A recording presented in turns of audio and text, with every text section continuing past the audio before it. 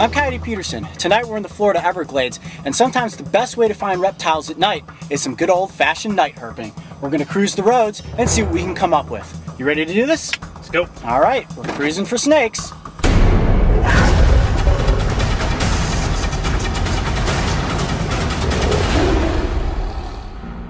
So night herping is when you're actually out looking for reptiles. Herpetology is the study of reptiles, so kind of the slang term is night herping. And what we're doing right now is just cruising along at a slow speed, about 10 miles an hour, and I'm keeping my eyes peeled, Mark, I hope you're watching too, oh, yeah, for anything that may be slithering across the road or just laying there. Something that looks like a stick or a piece of rope certainly is neither of the two, but likely a snake. Oh, there's something in the road right here. What's that? Oh, it's an owl. Right? Yeah, that was an owl. Pull up slow though, it might have been eating something. That was a barn, right? Yeah, probably got a snake. Yeah, that looked like a barn owl. Probably got something. You see that? You can find anything out here on a deserted road like this. And you can see there's no lights. We've got water on both sides of the road, so that means snakes will come up out of the underbrush and basically lay out on the warm asphalt. Oops, stop, stop, stop, right there, right there. Jeez, get up. Ah.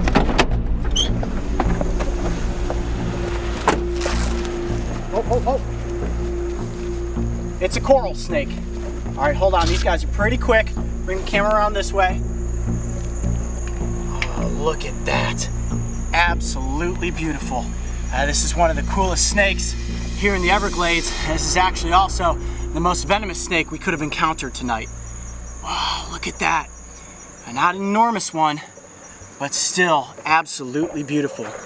There's an old saying, red on black, friend of Jack, red on yellow, kill a fellow. And sure enough, you got the red on yellow there, which means this is the coral snake. And you gotta be real careful. Now these guys don't have fangs like pit vipers do. They actually have fixed fangs. So a lot of the bites that happen, they actually have to kind of latch on to inject their venom. But their venom is considerably more potent than that of the rattlesnake. And there are very few deaths that have occurred from coral snake bites, but it's definitely still a snake you need to have respect for. The easiest way to come across a coral snake is to do exactly what we're doing tonight, a little good old-fashioned night herping. And these snakes are pretty elusive. They spend most of their days hiding underneath palm fronds, logs, or anywhere that they can stay tucked away from potential predators. I don't want to try to handle this snake.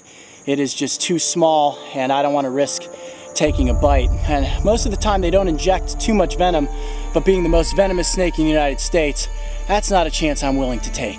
I'm sweating like a madman. Awesome encounter with the coral snake. Let's see what else we can find out here on the road, night herping. You ready? Yep. Let's do it. You may be wondering why we're looking for reptiles on a man-made road, and that's because the asphalt's actually warmer than the surrounding area, so they're coming up out of the irrigation dishes to heat themselves up. Here we go. Stop, stop, stop, stop, stop. Whoa! Got a snake right there. All right, just approach slow.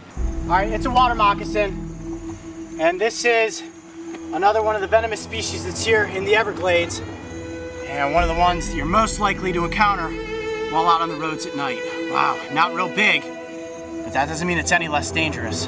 And the way you can tell it's a pit viper is they have these little holes just behind the nostril and just in front of the eye. And they basically use those to sense the heat in their prey. So right now, this snake is sensing a big warm mass, and that would be me.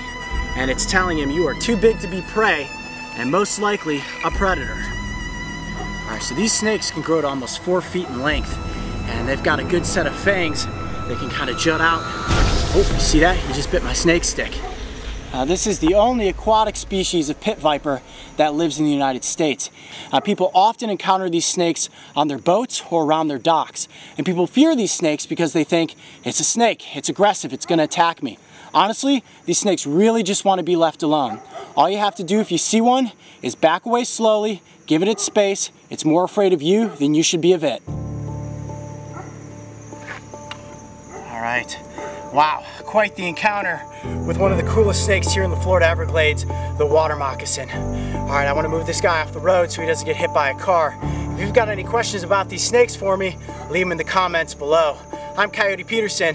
Be brave, stay wild. we'll see you on the next adventure. All right, let's move him off to the side here. You guys ready? All right, there you go, buddy. We'll see you later. If you thought that was one wild adventure, check out these other animal encounters. And don't forget, subscribe to follow me and the crew on this season of Breaking Trail.